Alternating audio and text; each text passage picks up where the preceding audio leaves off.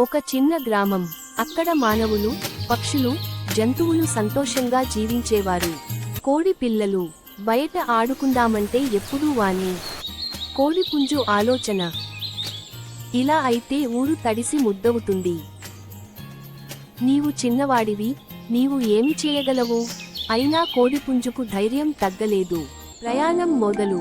ధైర్యంతో ముందుకు సాగాడు. మేఘదేవుడితో కలయం. మేఘదేవుడు, నువ్వా నన్ను ఆపగలవా? నా గుబ్బల శబ్దంతో నీ మేఘాల్ని పారద్రోలతాను. చిన్నవాడైనా ధైర్యవంతుడిగా నిలిచాడు. ఆ దినం నుంచి వర్షం ఆగింది. ఊరు తిరిగి ఉత్సాహంగా మారింది.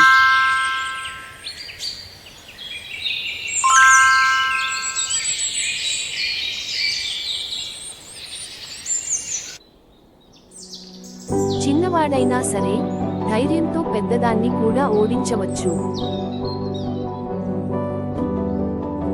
ధైర్యం ఉంటే ఏదైనా సాధ్యం. అందరికీ ధన్యవాదాలు. ఈ కథ ఇంతటితో ముగిసింది. లైక్, షేర్, సబ్స్క్రైబ్ చేసుకోండి. కోతి కథ, చిట్టి కోతి మరియు చెట్టు రహస్యం. 1.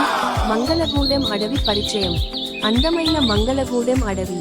పచ్చని చెట్లు, పూలు, పక్షుల గానాలు. అందులో అల్లరిగా తిరుగుతున్న ఒక చిన్న కోతి, చిట్టి. అది చెట్ల మీద ఊగుతూ పండ్లు తింటూ సంతోషంగా జీవిస్తుంది. పెద్ద చెట్టు గురించిన ఊహలు. అదే అడవిలో ఒక పెద్ద, పాత చెట్టు ఉంది. చుట్టుపక్కల జంతువులందరూ దానిని దూరంగా చూసేవారు. ఊరిలో వినిపించే మాట, ఆ చెట్టులో భూతం ఉంటుందట. చిట్టికి భయం కంటే ఆసక్తి ఎక్కువ. ఒక రోజు చిట్టి ఆ చెట్టుకు దగ్గరగా వెళ్ళుతుంది. పెద్దగా ఊగుతూ పైకి ఎక్కుతుంది. చెట్టు మధ్యలో చిన్న తలుపు కనిపిస్తుంది. చెట్టు లోపల గుప్త లోకం.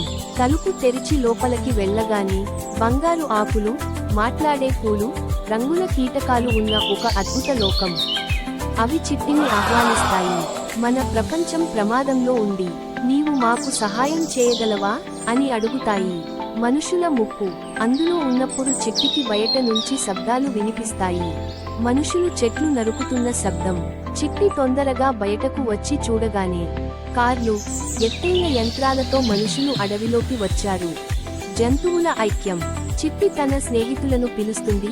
నక్క, కాకి, పిల్లి, ఎలుక మరియు పాము. వాళ్ళందరినీ కలిసి ఒక ప్లాన్ చెప్తుంది. మన చెట్లను మనమే రక్షించాలి. అందరూ ఐక్యంగా కలిసి చెట్టు దగ్గర తలపెట్టారు. మాయాశక్తితో జయం. మాయా చెట్టులో ఉన్న పూలు తెల్లని వెలుగులు విరజిమ్ముతాయి. వాటిలోంచి రంగురంగుల కాంతులు బయటపడి మనుషుల మీదకి దూసుకొస్తాయి. వాళ్ళు భయంతో పారిపోతారు. బహుమతి మరియు గౌరవం. చిట్టికి మాయా చెట్టు ఒక పసిడి ఆకుతో మెడలే ఇస్తుంది. అన్ని జంతువులు చప్పట్లు కొడతాయి. చిట్టి నెమ్మదిగా చెట్టుకి నమస్కరిస్తుంది. ముగింపు సందేశం. చిట్టి మాట్లాడుతుంది. భయం ఊహ, ధైర్యం సత్యం. చెట్లు మనవే, వాటిని కాపాడటం మన బాధ్యత. చివరగా అడవి మళ్ళీ ధన్యవాదాలు. మా కథ ఇంతటితో ముగిసింది. లైక్, షేర్, సబ్స్క్రైబ్ చేసుకోవాలి.